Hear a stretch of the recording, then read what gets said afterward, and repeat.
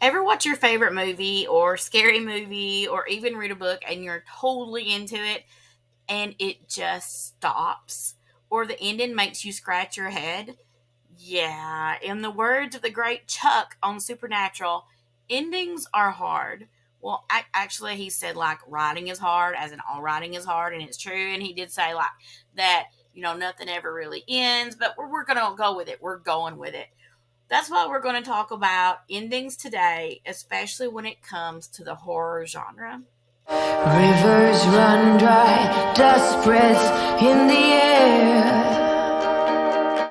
Hi, my name is Kelly Martin. I'm an author of spookiness, currently with over 40 books out in the world. Today, we're going to talk about how to end a horror story effectively and why it matters. A few years ago, I watched a ghost story. It was a World War I or World War II movie. I'm not real sure which one, but it was amazing. It was epic. I loved this movie. It had horror, it had atmosphere, it had scares. It was amazing. And then the ending happened. So, this movie had a very big Don't Worry, Darling twist before Don't Worry, Darling was a thing. Another movie that I wanted to talk about, and one that actually is the reason I wanted to make this video, which I'm still not going to give the name of it, but I watched it this week and it was so good. And then it just ended. Like, seriously, there was like it was a haunted house book, the whole mystery was solved, and then it just stopped. There was credits. And I get it. You want to end on a scare or a jump or even set up for a sequel. But should you? My answer is no. A bad ending or no ending can turn an amazing movie or book into something a reader wants to throw across the room in a rage. Think of Stephen King. There is a running joke or gag that he has a difficult time ending his projects. Now, to be fair, it hasn't really affected him too much. M. Night Shyamalan either. Well, it did for some folks. The point is, not all of us are Stephen King or M. Night Shyamalan, and we have people wanting to rant about us or other people in reviews for bad endings. And sometimes we want to rant about bad endings as well. So, how do we fix that? Here's some ideas. Number one, make sure the ending is satisfying. If it is a standalone, make sure all questions are answered. If it will have a sequel, make sure the important questions are answered. I recently read a book by Maureen Johnson, which is not scary. I love Maureen Johnson. I love her. And some of the reviews aren't the greatest because of the last paragraph, actually, the very last line. Sometimes I wonder if she cares. But I mean, she's Maureen freaking Johnson, so maybe not. Number two, especially in horror, make it make sense.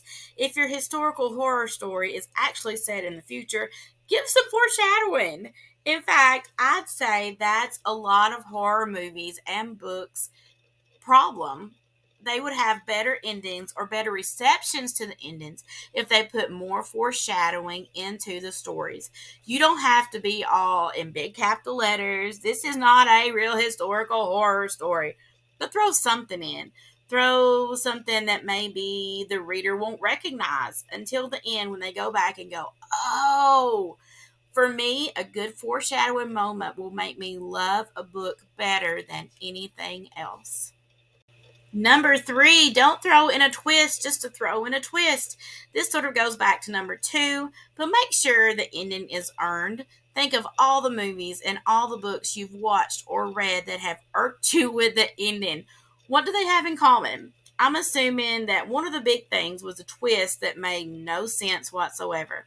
Now, this is my 2 cents for all horror, which is beginning, middle, and end. Don't put anything in for just a twist. A twist is useless if it doesn't go with the plot, characters, and storyline. But like I said, this is just my 2 cents.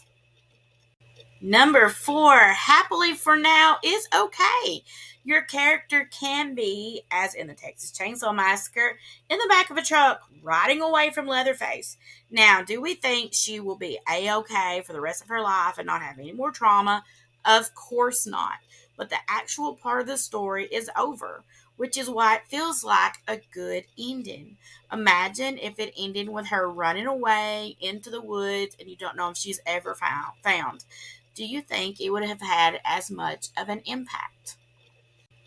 Number 5 is a little tip to help you out a little bit. Let someone else read your book's first 2 acts, but not the ending.